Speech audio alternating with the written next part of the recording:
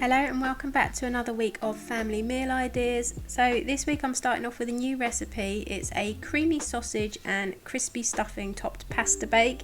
It came out really well. So I started off by just frying some onions in a pan, and I really like to use the cubes of frozen garlic. I think it's really handy to just have a pack in your freezer, and then you can just pop one in the middle of the pan, let it defrost a bit, and you've got your garlic, no chopping or any of that kind of faff. Then I skinned some sausages, and these were the Taste the Difference ones from Sainsbury's. They were like chipolatas.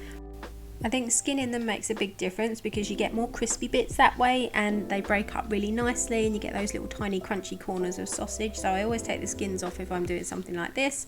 And once they had gone nice and brown, and like I said, I wanted them to go really crispy, I added a stock cube. I just mixed it up with a little bit of boiling water so it would dissolve, because some stock cubes just don't crumble like others. And they just stay kind of mushy. So I added in a little pot of water and whisked up my stock cube. I popped that in, and also a tub of Philadelphia lightest, and I use the herb one, but you could use any Philadelphia for this, or any cream cheese, it's up to you, whatever you've got. Next I put some rigatoni pasta on to boil, and once it was almost boiling I used some of the pasta water to make my sauce a little bit more saucy, because I was going to put it in the oven. I didn't want the pasta too dry, so I used a couple of ladlefuls, and then I also saved a little bit in case I needed more at the end. And the only other thing I added was a big squeeze of tomato puree. So I mixed my sausage mix in with my pasta and then split it between two oven dishes because I made quite a lot. And then to go on the top, I made up some stuffing, like according to the package instructions. So just boiling water and a stuffing mix, and then I added grated cheese into the stuffing mix. So I spread this all over the top of the pasta, and then it went in the oven for about 25 minutes on 220 degrees, and it came out really well. The crispy cheesy stuffing on the top really made such a difference to what would be quite a plain pasta bake. So I'm definitely going to be making that again. And we had so many leftovers, it was great. So everybody had enough to have seconds if they wanted it, and then we had lots left for lunches the next day. So yeah, really nice recipe, and you could adjust the quantities to however many people you're feeding. Right, so I am just transferring my chilli into my slow cooker pot, and then I'm going to put it on the table for our Halloween buffet.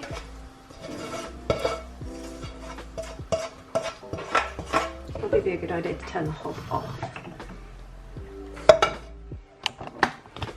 So in here I've got pork chilli, and I'm just going to carry it over, and that is going to go, not that you can really see, into my slow cooker, which is on the table. I'm going to pop the lid on, just leave that on low, and then I'm going to start putting my other bits and pieces. We've got our bats and ghosts, spicy hoops, I've got some little glasses and things out, a glass pumpkin jar thingy there, a few little decorations and bits. Front room's all decorated, and I've made my tuna pasta. So this is Halloween pasta. There is the odd bat, I assume that's supposed to be black.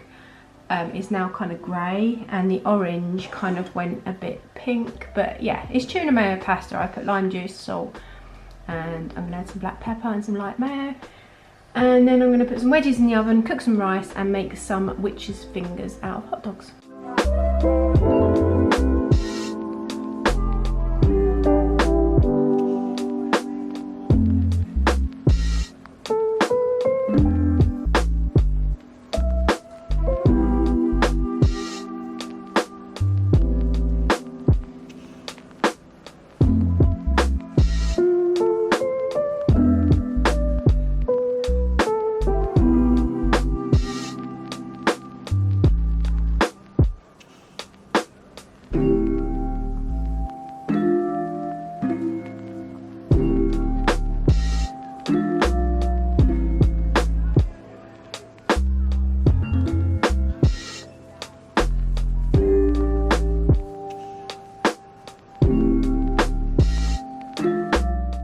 Tonight's dinner we have just got a really easy one, jacket potato with some butter and cheese and a little bit of salad, just nice and simple because we're kind of busy and this is what everyone fancied, so this is what is for dinner tonight. So for tonight's dinner I have made a curry. This is a butter chicken curry, and I've added some extra tandoori seasoning and some chilli, and then we're just serving it with some rice and one of the Greek flatbreads. So I haven't got any naan bread, so I thought that would do instead. And this is what we're having for dinner tonight. So on this evening, Steve actually cooked dinner. He made corned beef hash, and I just decided to film him because he always does one separate for one of our sons that doesn't like mashed potato. So he did some air fryer potatoes to go with it. But I was just watching in awe as he tried to pile it like a mountain. I had to tell him in the end he's going to have to take some off because there's no way you're going to be able to get into the actual corned beef with this tower of potato. I mean, look at the size of the three in the front. They all, nobody could eat it. It was so nice, but we all had to save half for the next day. But bless him, he tried. It was so good of him to cook it, and it was just really, really nice for him. Look, he's still going. It was like some sort of game of pin the tail, no, what's it called, buckaroo, where all the potatoes are gonna fly off. But bless him. Yeah, so we had corned beef hash. So here we are with some of the potatoes removed, and after they'd been in the oven, like I said, it tasted absolutely amazing, but they were such big portions. I was really shocked. I think the boys were like, Mum doesn't normally make us this much. I think I underfeed them, but yeah, it was really, really good. That was not meant to happen. I didn't expect that. It broke a plate. Oh dear. I did not expect that to happen. Clearly, B&M, you lie, because your plates are not microwave safe, because it cracked in half. We reheated ours after they'd been cooked in the oven because we ate a little bit later on, and we only put it in for I don't know, a minute and a half or something, and yeah, this plate was not microwave safe, so if you do have these plates from B&M, please be careful. So tonight's dinner is a chicken noodle soup.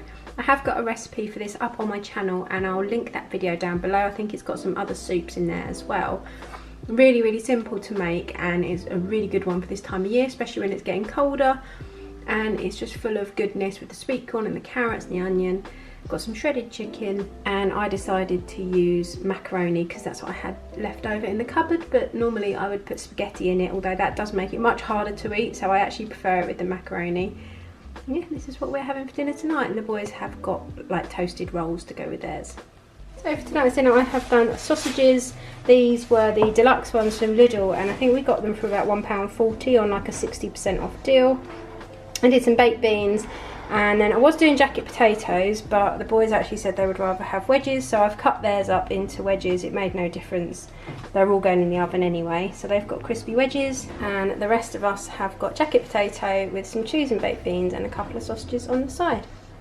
And this is what we have all got tonight, nice and simple. Did you make it? Did you break free? Did you manage to be who you wanna be? Maybe somewhere you think about me too.